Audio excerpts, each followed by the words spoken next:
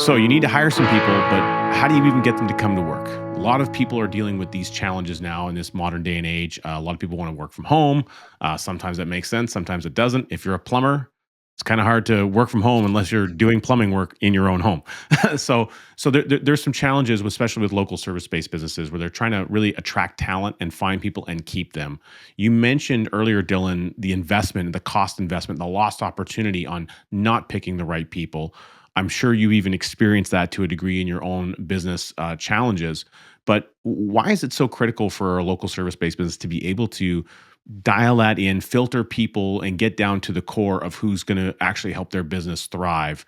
What do you think that? Why is that need so high? And also, how do you go about that process of filtering people to get down to the core elements? So for the local trades guys especially, um, you scale on people in local trades, which is really hard, right? Because you have to scale on that everyone follows the same system. Like a software guy can scale on software. So he knows the software is going to follow the system if it's written correctly. So hiring not for the flashiest, they're hiring for the best talker or the longest in the field, but the technician or and again, I'm talking about like maybe higher skilled people, but it does go down into the even journeyman and especially apprentices. Is hiring for a person who's like willing to learn, willing to connect with your processes. They're not in that position of like, oh, I've always done it this way. And because you can only scale one system at a time, right? So if everyone does, installs an HVAC heat pump differently, when you go to that point of maintenance diagnosis, what's wrong with this thing, which will happen, especially if you're in service, and they're all different. Well, I have one guy who can't, he has to take 2 hours extra on every job because he's got to figure out what the guy did before. Mm. It's why like home rental companies, which I used to own, have such a hard time comparatively to a new build because a new build follows a plan. The home rental is like as soon as those walls are open, it's all bets are off type of thing. So our hiring process was really built around recognizing the right fit for the owner of the company, and so we do things like Colbier index testing, Myers Briggs, DISC, et cetera. There's a ton of them. We look at them as a balance to the owner. So if the owner is like really fast thinking, fast talking, always moving, then he or she is going to need someone who can slow things down, who can think about how do we actually get that great idea done? Maybe that's not such a great idea. How do we go through the process to figure that out? And that starts with looking at something like the Colbier index and looking at like energy fits. If you're high quick start versus a low follow through, like you need someone who's on the inverse.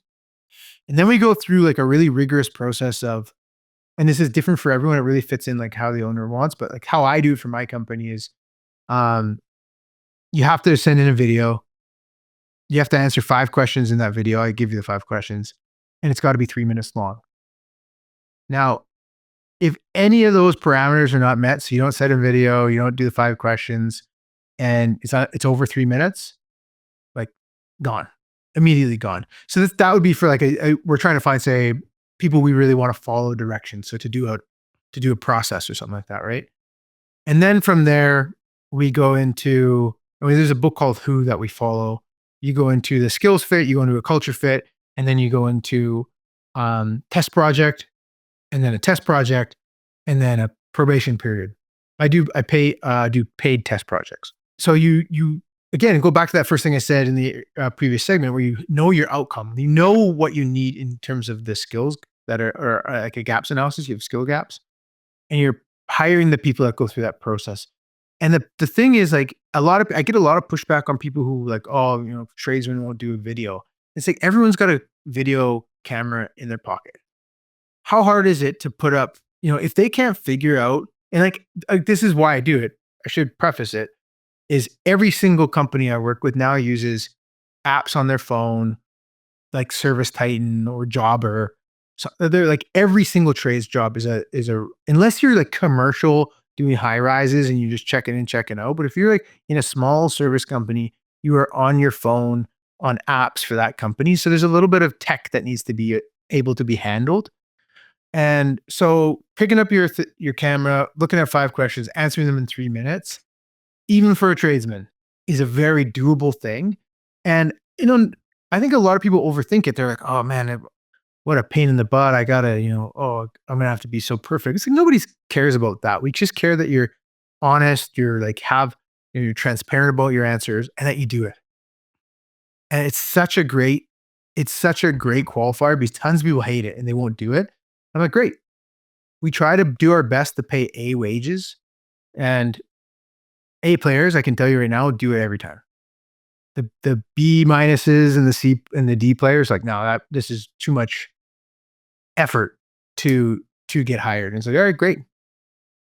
That's perfect. That's exactly why we do it. If it's too much effort to record a 3-minute video and ask 5 questions, answer 5 questions, I could only imagine what would happen if the client wanted to, that it goes directly to like servicing or connecting with a client.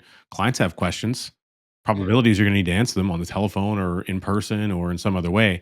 So it seems like a really good way to even identify some of those basic skill sets on how that person will be able to activate in a client sitting relationship, with the people that business serves. Yeah, 100%. And one of the little hint to any service company who's listening is one of the things I find the most impactful in customer communication and improving it. This is for clients and myself, is dropping a voice note, dropping a quick video of yourself answering their questions. Because it's easy to text or send an email at the end of the day, but to pull that camera out and say like, "Hey, Jim, I hear your concerns. This is what I'm thinking. I'm sorry I can't get on a call right now. I'm on a job site, it's loud, but here's what I'm thinking." For 1 minute, send that to them. You get some pretty happy customers. So it is very you nailed it. It's indicative of how that person will work with clients in the future. Well, and one thing I could see are some of the pushback you might get when you're meeting with clients in the service industry, and they're already maybe struggling to find people.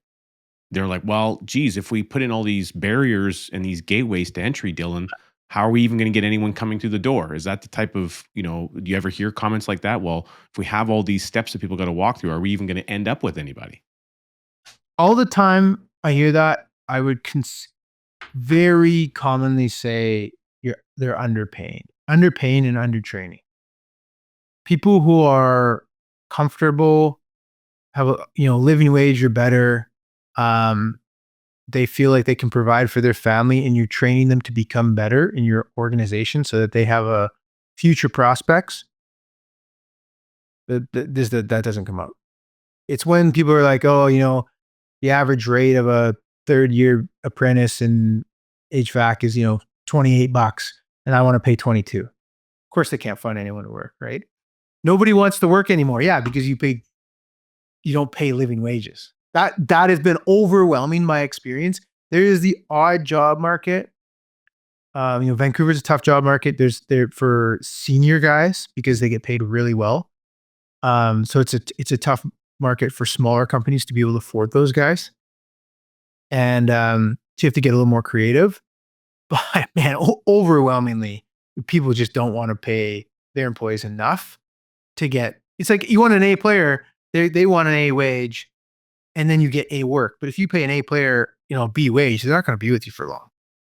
And I don't care if people think about like, oh, they should have pride in their work and their company. No, it's 2024. There's no such thing as lifers in companies anymore. Like people need to be paid. They need to be appreciated.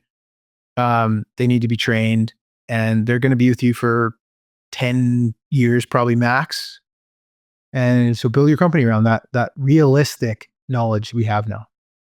Well, and there's always people looking to transition between these different types of service business. You mentioned the trades. I'm a recovering trades guy myself, so I saw that process. Granted, it's been a few moons since I was in that industry, but I don't imagine a whole lot's changed since I've been out of it. I still have a lot of friends in the industry, and there is a transitional environment, especially when you have larger commercial or industrial projects, massive amounts of manpower versus a small kind of more mom and pop type businesses, the guys under 5 million. And those people are always going to be able to attract the people that are on these bigger projects because they're looking for a different lifestyle and they're also Yep. looking for an opportunity.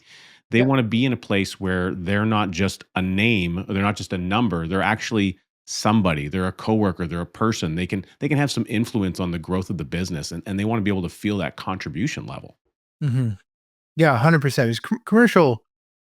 We have towers going up in Vancouver like every 15 minutes, and that putting up fly tables, standing in knee deep concrete in the ripping wind on a bare, bare exposed building in the winter in Vancouver sucks. Like it just sucks. And I'm sure there's guys who love it. I have not met them. I've met a lot of commercial construction guys looking for jobs in residential because of the lifestyle. They're working indoors, they're working on the ground. Um, there's maybe it's as good as money, maybe it's different. I'm not really sure to be honest. But that's very common, and that's where the opportunity is, right? Like that training, and to kind of further answer that question about if you're unable to compete because you're a smaller business, then you need to be able to train. And I think that's something that maybe people have forgotten, or maybe people's never were good at, is finding guys who are journeyman, third year, fourth year apprentices, and training them to be excellent. It's a lot of work, but that's how you build that long-term sustainable businesses, those excellent training programs and bringing people in at a lower wage, training them up to be really excellent employees rather than hiring the guys who are at $70 an hour, right? Well, and if you want to grow and you want to scale and you want to build the business bigger, but you can't afford to pay at least market or even a little bit over market to attract the people you want, probability is you're underbidding your jobs and maybe your business isn't on a strong foundation. I was just about to say, sounds like you need to raise your prices. Awesome. Well, we're going to talk about raising our prices in a modern world and using AI when we come back after this commercial break.